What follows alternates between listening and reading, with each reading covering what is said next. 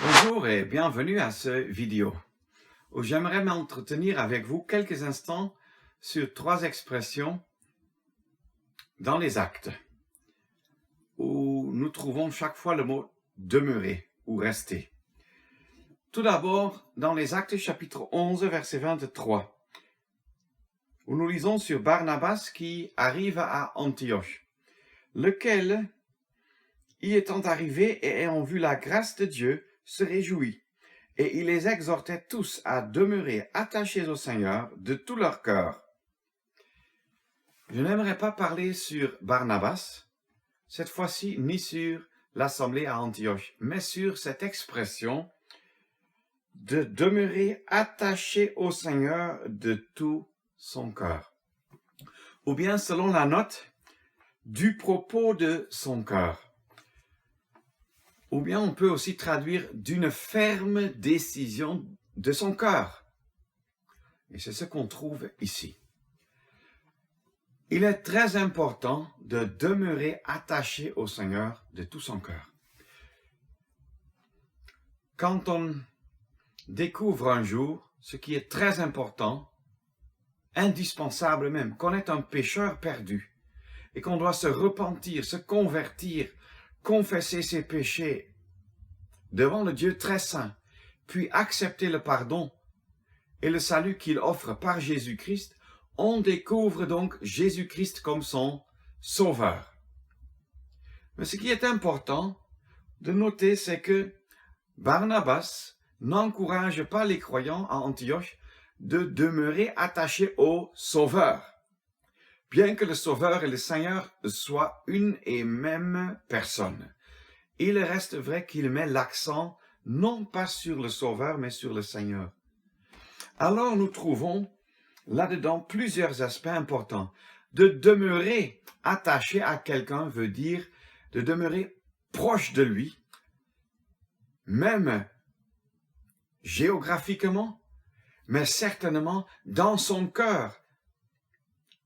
Rester sur les mêmes ondes, rester attaché de cœur à la personne, l'aimer en retour parce qu'il nous a, dans ce cas-ci, aimé en premier. Et être occupé de sa personne. Et si on est occupé de la personne de Jésus-Christ, qui est notre sauveur, alors automatiquement en pensant à sa personne, à ses souffrances, à sa mort, à son œuvre expiatoire, à ses gloires, mais ne serons-nous pas remplis de sa personne et n'allons-nous pas l'admirer, lui rendre grâce, l'adorer? Sûrement. Mais quelle en sera la conséquence? Plus que nous voyons la gloire de cette personne qui est appelée ici notre Seigneur, alors plus nous allons nous rapprocher de lui et nous soumettre à lui. Rester attaché au Seigneur de tout notre cœur veut dire nous rapprocher de lui dans nos cœurs, vivre dans son intimité, dans sa proximité, dans sa communion. Et cela veut aussi dire nous soumettre à lui parce qu'il est parlé ici de Seigneur. C'est celui qui a tous les droits, qui est notre propriétaire, qui a l'autorité, lui qui décide et nous suivons tout simplement. Est-ce le cas pour toi, pour vous, pour moi? Je ne demande pas si c'était le cas le jour après votre conversion, mais est-ce encore le cas aujourd'hui, chez moi, chez vous? Nous savons tous que nos chemins ne sont pas souvent tout droits derrière le Seigneur. Parfois on est à distance, parfois on fait même de grands détours. Mais ce serait préférable, et c'est le souhait, le désir du Seigneur Jésus, que nous soyons proches de lui, tout près de lui, à ses côtés et tout derrière lui, que rien ne nous sépare dans la pratique de lui, et que nos cœurs soient attachés à lui. Et je veux encore revenir sur la note qui dit du propos de leur cœur, et rendre cela comme une ferme décision du cœur. Écoute, ce n'est pas une question de notre intellect, de notre intelligence, de nos raisonnements, que finalement, comme on est croyant, on dit, ayant raisonné, ayant étudié, oui, c'est la meilleure chose à faire, je vais alors suivre le Seigneur. C'est une question du cœur qui prend une décision claire, nette, formelle et radicale, peux-je dire. Pourquoi est-ce si important? Si nos choix sont moitié monde, moitié Seigneur, beaucoup de lecture dans les choses de ce monde, et puis encore un peu de lecture dans la parole, beaucoup de temps pour les vidéos et les médias sociaux, WhatsApp, Facebook, Snapchat, ainsi de suite. Et tout cela, d'ici quelques années, sera oublié et remplacé par autre chose. Si nous investissons 1 heure, 2 heures, 3 heures par jour pour cela, et à la fin de la journée, on dit on est fatigué. Seigneur, tu sais que je n'ai plus trop de temps pour toi. Tu lis encore vite une feuille du calendrier, et puis tu t'endors. Ça, ce n'est pas demeurer attaché au Seigneur de tout son cœur. Ah non, vraiment pas. Là, c'est rester à distance du Seigneur avec un cœur qui est déjà tiède. Ça ne peut pas être béni. Et tu vas toi-même ressentir que ce n'est pas béni. Pourquoi est-ce que je le dis? Je l'ai ressenti moi-même dans ma vie. Rester à distance du Seigneur, ce n'est jamais une bénédiction. Soyons attachés au Seigneur et demeurons attachés au Seigneur de tout notre cœur, d'une forte, claire et nette décision de notre cœur.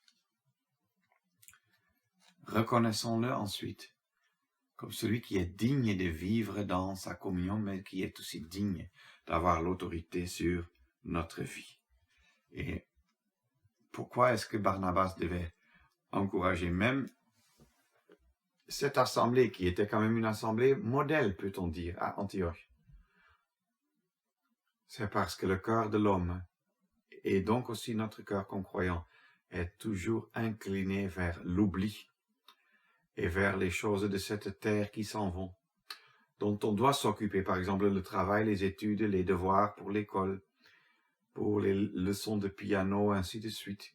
Mais n'oublions jamais que ce qui est vraiment important, c'est de demeurer attaché d'une claire décision de tout son cœur au Seigneur. Alors nous tournons vers les Actes chapitre 13, verset 43. Nous trouvons dans les Actes chapitre 13 que Paul, Barnabas et autres se trouvent à Antioche en Pisidie, qui est dans la Turquie centrale, un peu au sud. Verset 43, « Et la synagogue s'étant dissoute, plusieurs des Juifs et des prosélytes qui servaient Dieu suivirent Paul et Barnabas qui, leur parlant, les exhortaient à persévérer dans la grâce de Dieu. » Quel point important! Non seulement de demeurer attaché de tout son cœur au Seigneur, mais de persévérer dans la grâce de Dieu.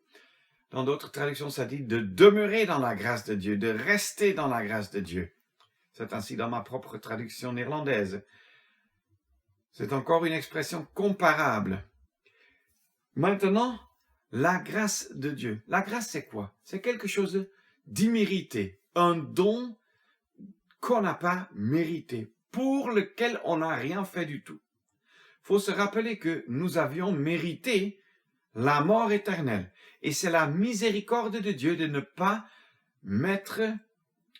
exécuter la mort éternelle, le jugement éternel sur nous, mais de plutôt avoir fait tomber mon jugement, et chaque croyant peut le dire, mon jugement sur son Fils unique, qui est la joie, les délices de son cœur.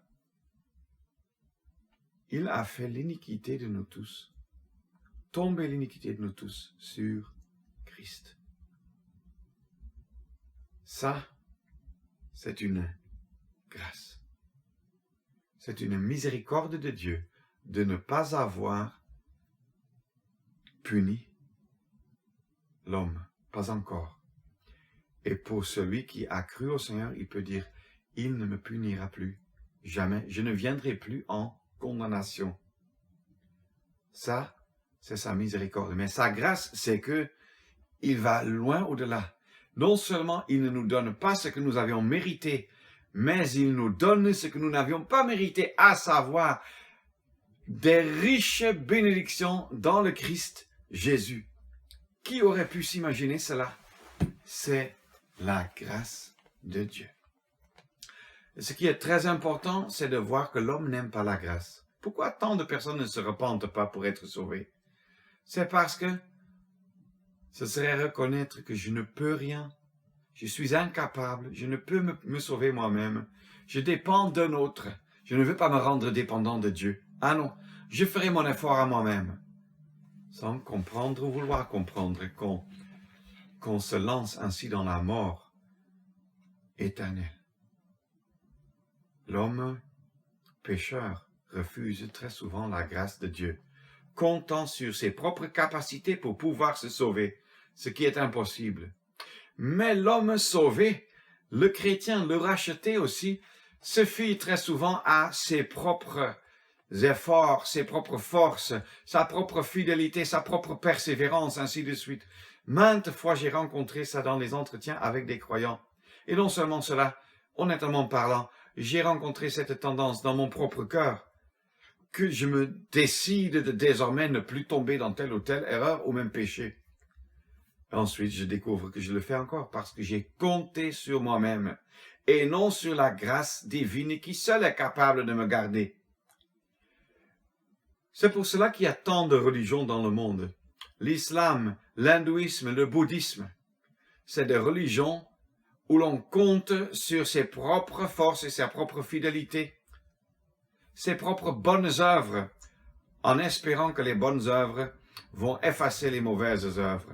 Or, nous savons que Adam et Ève, pour un seul péché, ont été chassés du jardin d'Éden, chassés de la présence de Dieu, et aucune bonne œuvre qu'ils n'ont commis après en a enlevé un seul mauvais acte pour qu'ils puissent rentrer dans le jardin d'Éden. Alors, soyons clairs, nos mauvaises œuvres ne seront pas effacées par nos bonnes œuvres.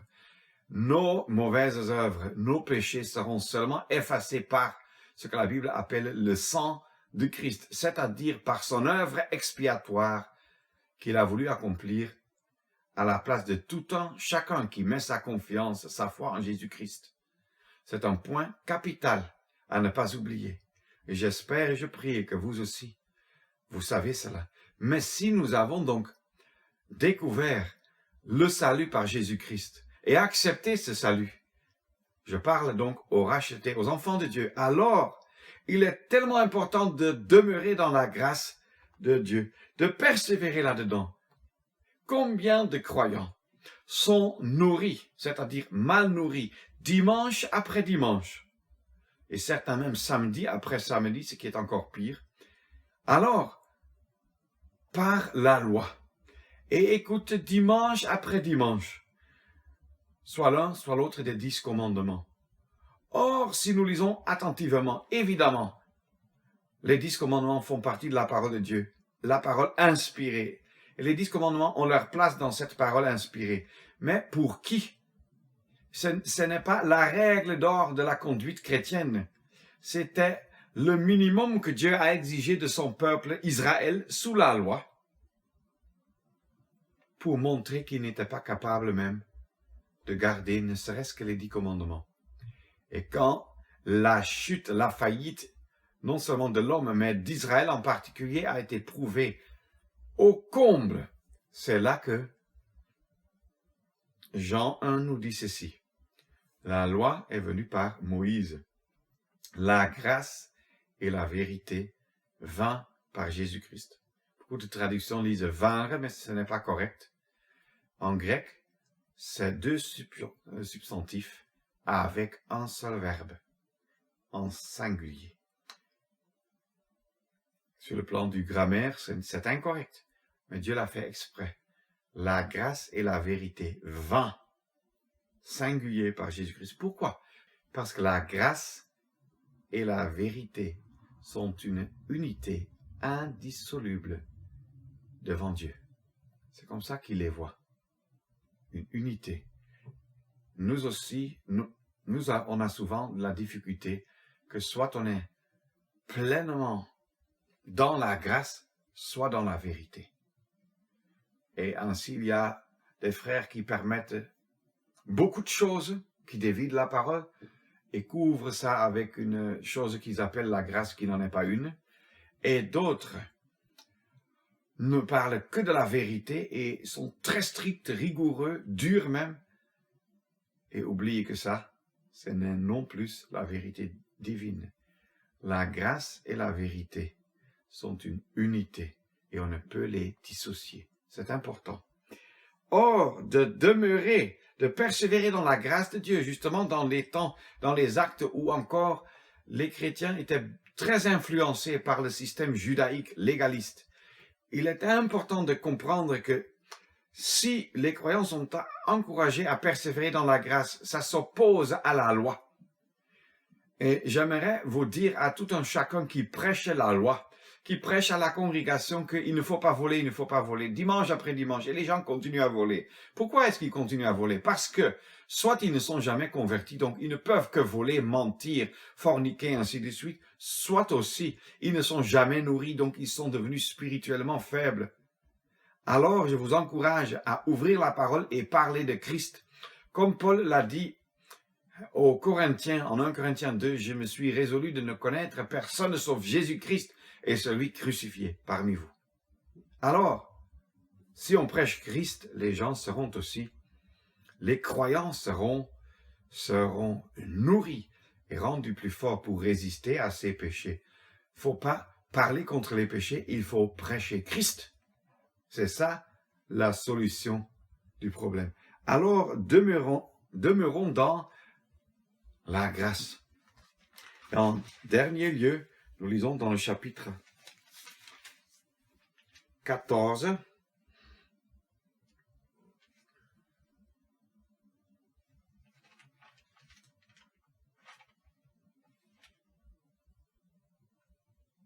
Oui. Verset 21. Et ayant évangélisé cette ville-là et fait beaucoup de disciples, ils s'en retournèrent à Lystre et à Iconium et à Antioche, fortifiant les âmes des disciples, les exhortant à persévérer dans la foi. Demeurer ou persévérer auprès du Seigneur. Demeurer, persévérer dans la grâce. Demeurer dans la foi. Que veut dire demeurer dans la foi?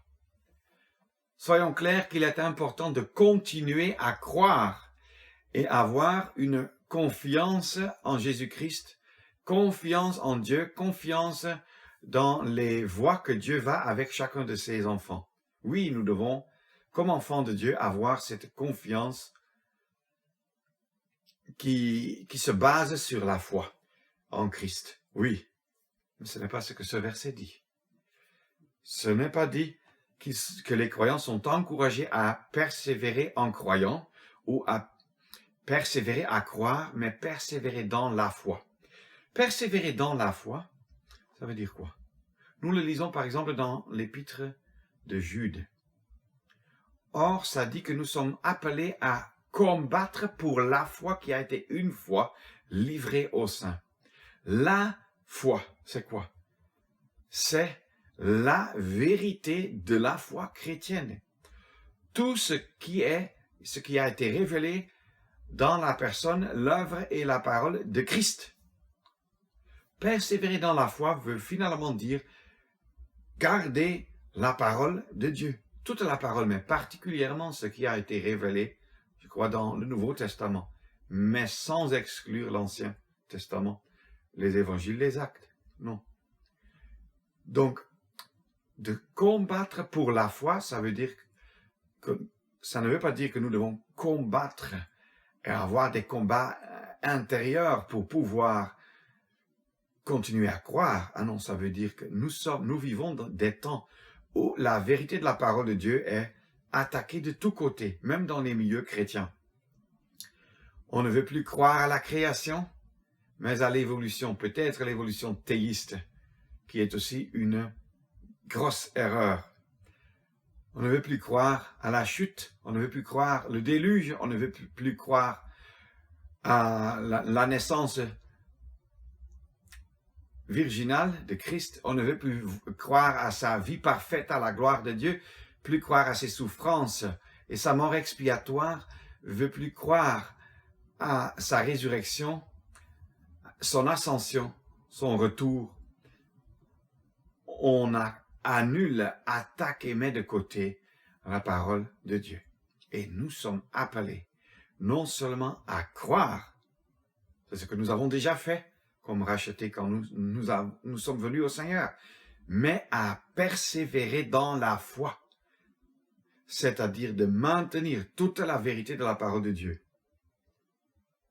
Ça inclut aussi la vérité que Dieu a révélée dans les épîtres en particulier sur l'Assemblée.